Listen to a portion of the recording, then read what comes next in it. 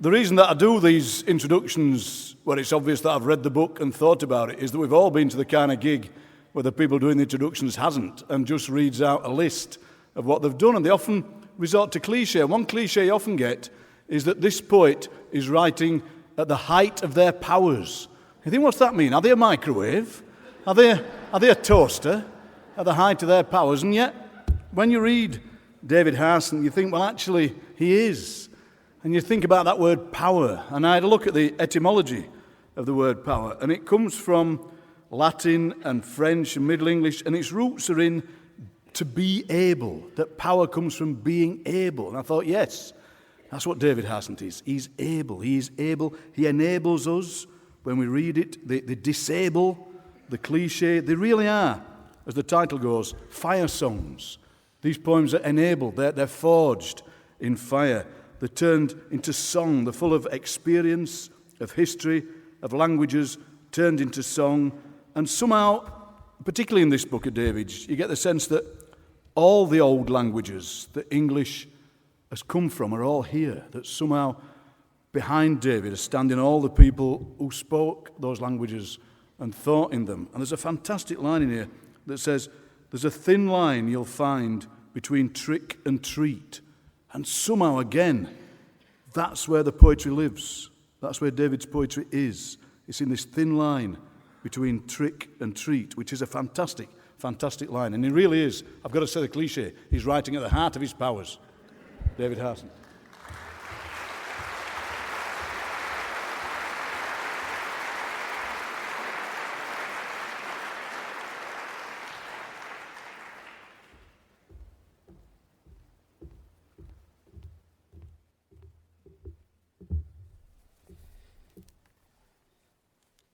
Eight minutes on full power, then.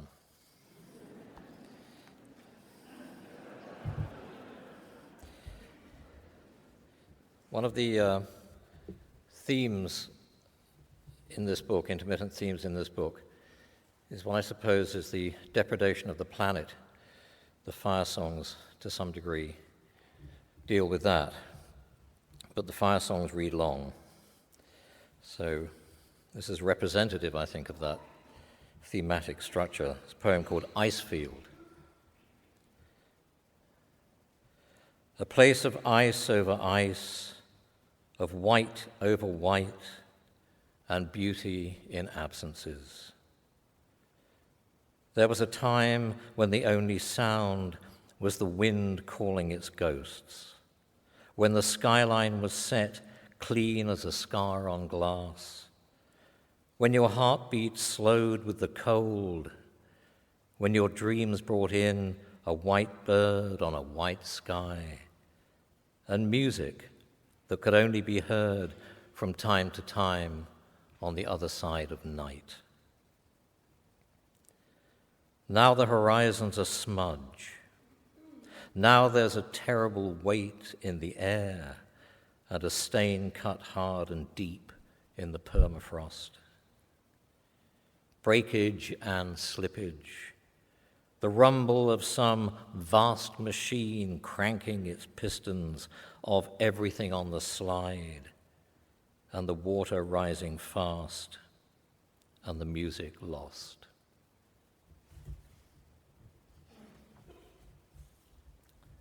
I write sometimes, fairly often in fact, in sequences and little fictions, really. And this is a section from a sequence called Songs from the Same Earth. And it's the story, I suppose, a short story in verse of a woman on the edge.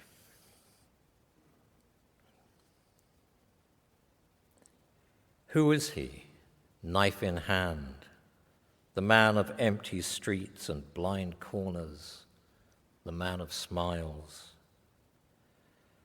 How did you come by these images of him? Could you pick him out in a crowd? Is there a solo blank in the family album? Did he come to your wedding with a gift of scissors and wearing a badge of hawthorn? Is that his only voice, the one you best remember from a time when you kept to the house always and slept till the early darkness woke you? Did you think he could become your makeshift friend? No. But here he is, waiting by the path that takes you down out of the light, where you've always thought to go, where you think you might belong. Who live there, live in shadow. Go on. Go on. Scissors and hawthorn, of course, as you all know, are the two least welcome things at a wedding. Apart from a husband, of course, who isn't the man at the altar.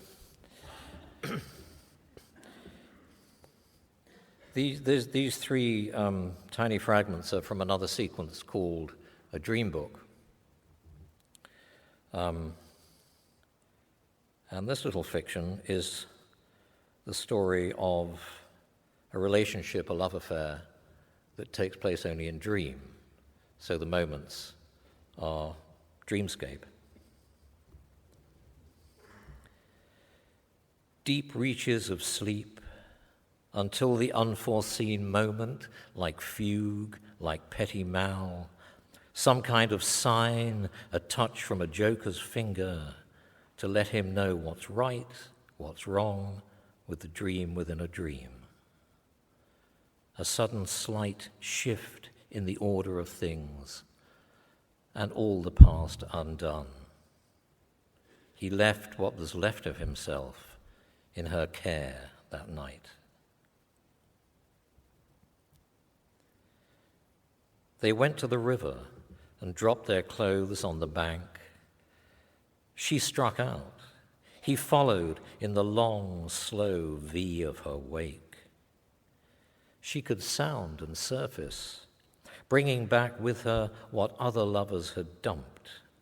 Hotel bill, gimcrack ring, a 4-square shot from the photo booth. Later, they dipped their bottles and drank. She looked at him and laughed. You think you're safe? You're not.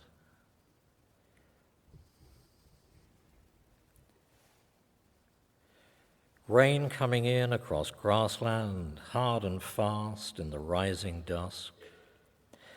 She lives in his mind's eye. He has her there, all love, all risk. And again in the dusk of daybreak, as if she could be to hand, somehow caught in the moment, that common ground of rainfall and half-light, yes, as if she might ask nothing more than to stay and map that hinterland.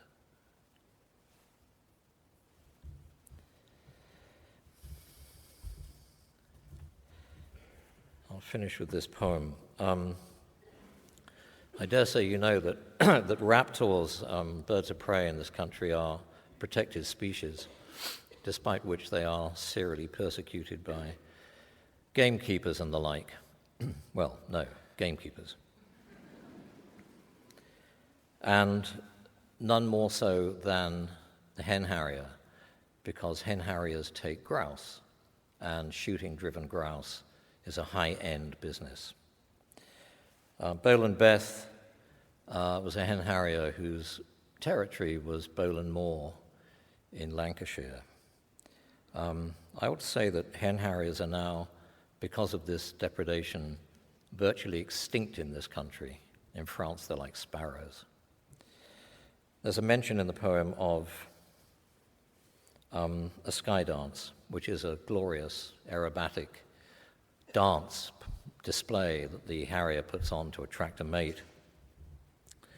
And Boland Beth was shot before she could breed. Boland Beth. That she made shapes in air, that she saw the world as pattern and light, moorland to bare mountain, drawn by instinct, that she'd arrive at the corner of your eye, the ghost of herself going silent into the wind, that the music of her slipstream was a whisper drone tagged to wingtips, that weather was a kind of rapture, that her only dream was of flight forgotten moment by moment as she dreamed it, that her low drift over heather, quartering home ground, might bring anyone to tears, that she would open her prey in all innocence, there being nothing of anger or sorrow in it, that her beauty was prefigured, that her sky dance went for nothing, hanging fire on plain air, that her name is meaningless, your mouth empty of it, mind empty of it, that the gunshot was another sound amid bird call, a judder if you had seen it, her line of flight broken, that she went miles before she bled out. Thank you.